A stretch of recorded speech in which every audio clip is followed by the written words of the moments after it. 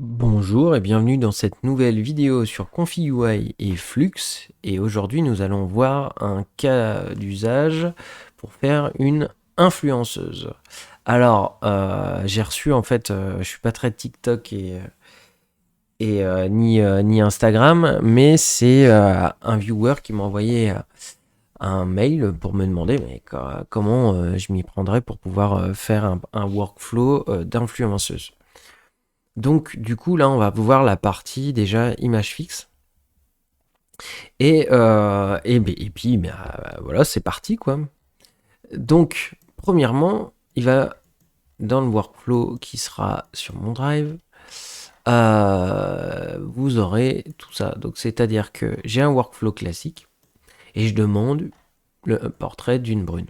Donc, je génère cette image, ok. Et ça va être ma base. Donc, l'idée, c'est ça va être très habituel comme le caractère consistant qu'on avait fait pour générer les datasets. On prend cette image-là et on va générer des expressions du visage. Alors, petite astuce que je vous avais jamais montré.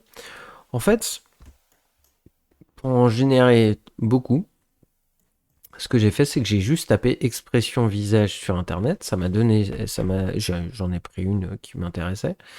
Et en fait, j'ai commencé par mettre image grid to batch. Ce que ça va faire, c'est que je vais indiquer le nombre de colonnes et de lignes que je veux. Donc je vais bien compter le nombre qu'il y a. Ça va me découper euh, l'image en colonnes, basée sur le nombre de colonnes et de lignes, et ça va me faire des images différentes. Après ça, ce qu'il faut savoir, c'est quoi la différence entre le batch et l'image list? C'est que si je convertis le batch en image list, grâce à ça, j'ai juste à connecter l'image list directement dans le sample image de l'expression editor. Et en fait, il va faire une loop pour chaque image de la liste. Donc du coup, comme ça, j'ai généré plein d'expressions de visages différentes. Et puis, j'aurai juste à garder celle que je préfère. Donc ça, c'est pour le visage. Mais ce qui va nous intéresser aussi, c'est d'avoir le personnage dans plein de situations différentes. Alors pour ça, on va un peu innover et on va partir sur ChatGPT. Donc ce que je vais faire, vous allez avoir un peu mes erreurs en même temps et mes fautes d'orthographe comme d'habitude. Donc j'ai mis la photo et j'ai demandé si on pouvait mettre les images, enfin mettre ce personnage-là dans d'autres situations. Ce que je me suis rendu compte, donc c'est avec la version gratuite, on peut faire quelques images, donc c'est pour ça que je conseille ChatGPT, pas besoin d'être en plus pour pouvoir le faire. Et donc j'ai remarqué que je devais préciser le style, c'était hyper important, parce que sinon je me retrouvais avec ce genre de résultat. Donc on va demander photoréaliste et c'est parti. Parfois certaines images sont pas dingues, donc on pourrait envisager de faire un flux Ace++. Donc je vous renvoie à ma vidéo pour ça, juste pour fine-tuner un peu le peu de divergence qu'il y a par rapport à l'image initiale. Bon, j'ai gardé comme ça. Donc j'ai récupéré ces images-là. Il y a un problème avec ces images-là, c'est qu'elles ne sont pas au format carré. Et il faut avoir, du coup, le dataset doit être avec le même format. Donc pourquoi pas carré. Donc il y aura juste à recroper. Donc ce que j'ai fait, c'est qu'à chaque fois, j'ai dû remettre une des scènes qui avait été listée plus haut par ChatGPT. J'en ai remis, hop, j'en ai remis une paire. Et comme ça, j'ai eu mes mises en scène. Celle-là me plaisait pas au passage, elle était trop éloignée. Et voilà. Hop, j'en ai redemandé du coup. Et une fois que j'avais tout ça, j'ai eu plus qu'à envoyer ça sur FluxGym. Donc je vous renvoie à ma vidéo sur comment faire des LoRa en local avec FluxGym. Je vais pas perdre de temps là-dessus. Alors, une fois que j'ai pris mes images avec mes expressions du visage, mon image neutre et des mises en situation supplémentaires, je n'ai plus qu'à envoyer tout ça dans FluxGym, dans le dataset de FluxGym et lancer LoRa. Une fois que c'est fait, j'ai réfléchi à un workflow. Alors, il y a sûrement mieux, mais j'ai réfléchi à un workflow qui soit simple. Enfin, le plus simple possible. Même s'il va y avoir un petit peu de bidouille à faire, je dois bien l'avouer.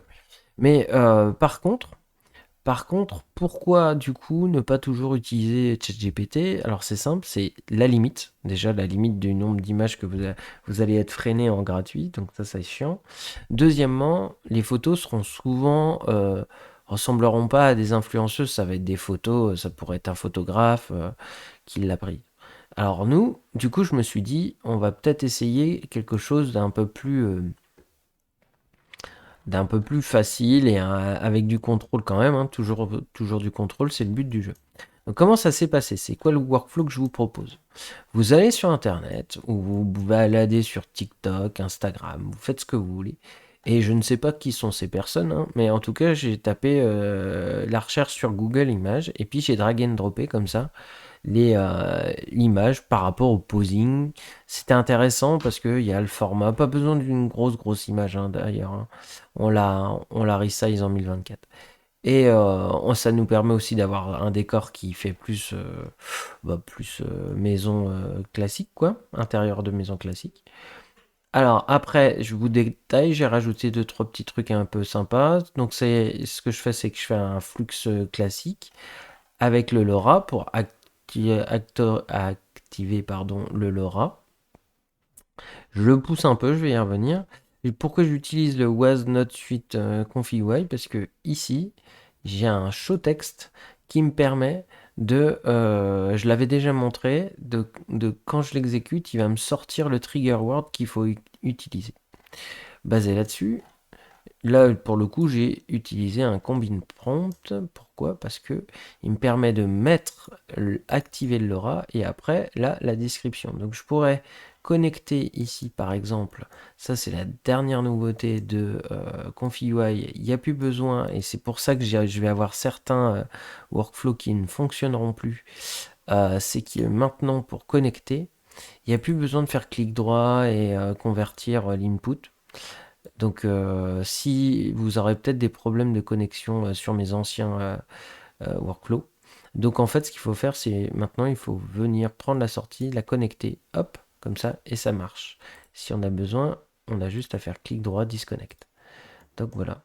Et là, je pourrais avoir un describer d'image et connecter direct le résultat dans cette source-là. Donc là, comme ça, hop, j'ai le trigger word automatiquement. Bon, voilà, c'est bon à savoir. Après, hop, je mets l'astuce, c'est de mettre un Redux pour pouvoir inspirer Flux de l'image initiale. Donc là, le texte vient d'un Lama Describer et je lance et voilà le résultat. Donc c'est basé quand même sur ce qu'on a vu sur les vidéos sur Redux. Donc pas grand chose à dire de plus. On peut se dire qu'on peut fine-tuner aussi l'expression en glissant une expression comme ça de référence. Ça va corriger la tête et puis avec quelque chose qui nous plaira peut-être mieux. Et on va ajuster, on va continuer de fine-tuner un petit peu en activant deux, trois trucs pour avoir peut-être une expression qui nous plaît plus. Alors, par contre, donc je vous montre un petit peu parce que vous n'aurez pas ces images-là en entrée. Donc, j'ai dû un peu jouer un peu sur les potards, hein. J'ai dû bouger un petit coup. Parfois, j'ai monté un peu de l'aura. Parfois, j'ai mis donc flux guidance à 0 pour avoir quelque chose de le plus photoréaliste possible. Et parfois, il a fallu que je monte à 50 à l'inverse pour être sûr que le prompt accroche bien. Et j'ai joué sur le string type et le string weight.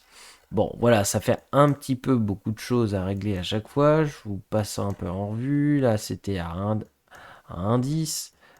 Guidance 0 pareil. Là, par contre, c'est le string que j'ai pas mal bougé. Plus, un truc assez intéressant à comprendre, c'est que c'était ça mon image d'entrée. Sauf que bah du coup, cheveux courts, ça jouait mal, ça s'interprétait mal, et puis en plus il y a un texte. Ça c'est pas grave, on le corrige à la fin, on remet un champ pour pouvoir faire de la pub. Donc ça, la première fois que j'ai fait le workflow avec celle-là, ça m'a sorti ça, qui était un petit peu éloigné du résultat. Donc après, j'ai pris le résultat et je l'ai reconnecté dans le même workflow. Et toujours avec le LoRa d'activer, en bougeant un petit peu ça. En plus, je me suis permis, puisque j'aimais bien le posing, Je l'ai connecté cette fois-ci l'image aussi avec un VAE en code et avec un petit denoiser à 0,85 pour laisser beaucoup de liberté, mais en général ça va respecter un petit peu près le posing que j'aimais bien. Et donc voilà, ça a ajusté le visage. Donc on a des choses comme ça. Globalement, globalement, je pousse assez fort, certains un peu tard parfois. Plus mon image en entrée est loin, en gros, moralité du personnage que je veux mettre. Par exemple, là, la personne est quand même vachement bronzée, cheveux courts, ça va pas être évident. Enfin, court, mi-long.